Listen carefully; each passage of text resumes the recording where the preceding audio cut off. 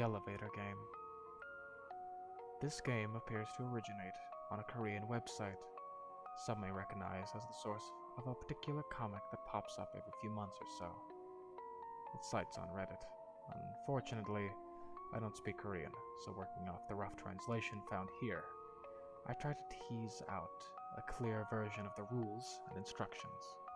It's unclear whether the other world to which the elevator delivers you is the Shadowverse referred to by Fable Forge in its various games and rituals, or if it's something else. Regardless as to what it may be or may not be. However, as always, play at your own risk. Players, 1 principal. Requirements, 1 building, at least 10 stories high with an elevator. All 3 of these conditions must be met in order for the game to proceed. Instructions. Venture out, enter your chosen building, and get onto the elevator on the 1st floor. Do not proceed if anyone else is in the elevator with you. Press the button on the 4th floor. When the elevator reaches the 4th floor, do not get out. Instead, remain in the elevator and press the button on the 2nd floor. When you reach the 2nd floor, remain in the elevator and press the button on the 6th floor. When you reach the 6th floor, remain in the elevator and press the button on the 2nd floor. When you reach the 2nd floor, remain in the elevator and press on the button to the 10th floor. When you reach the 10th floor, remain in the elevator and press the button to the 5th floor. When you reach the 5th floor, a young woman may enter the elevator. Do not look at her. Do not speak to her. She's not what she seems. Press the button for the 1st floor. If the elevator begins ascending to the 10th floor instead of descending to the 1st, you may proceed. If the elevator descends to the 1st floor, exit as soon as the doors open. Do not look back. Do not speak. If you reach the 10th floor, you may enter. You may either choose to get off the elevator or get out. If you choose to get off, and if the woman entered the elevator on the 5th floor, she will ask you, "Where are you going?" Do not answer her. Do not look at her. You will know whether you have arrived at the other world by 1 indication, and that 1 indication only. The only person present in it is you. The return trip. If you choose to stay on the elevator at the 10th floor, press the button for the 1st floor. If it doesn't work, keep pressing it until it does.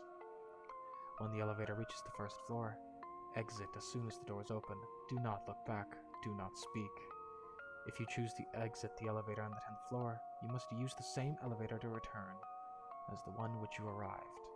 When you enter the elevator, press the buttons at the same order you did, and steps 2 through 8 of venturing out. You should finish at the 5th floor.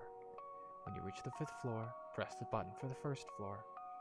The elevator will again begin to ascend to the 10th floor. Press any other floor's button to cancel the ascension. You must press the button you used to cancel the ascension before you reach the 10th floor. After you reach the 1st floor, check your surroundings carefully. If anything seems off, even the smallest detail, do not exit the elevator. If you detect something wrong, repeat step 2 until your surroundings look as they should. Once you are confident you have returned to your own world, you may safely exit the elevator. Additional notes. Should you reach the other world, the floor onto which you will emerge will look almost identical to the one from your own world, save for 2 things. All the lights will be off, and the only thing you will be able to see from the windows is a red cross in the distance. Some say that electronic devices, mobile phones, cameras, MP3 players, etc. do not work in the other world. Others say they do. Getting back to your own world may be more difficult than it seems. You may be more disoriented and forget which elevator in which you arrived. The elevator may seem to get further and further away as you ascend or walk forward, and so on. Be vigilant and keep your wits about you. If at any point in the ritual you faint, pass out, or otherwise lose consciousness, you will likely wake up in your home. However, be sure to carefully examine your surroundings upon waking up in the home to which you've returned to. It may not be the only one you left. It may not be the one you left when you first set out to attempt this ritual. concerning the woman on the 5th floor, do not speak to her. Do not look at her.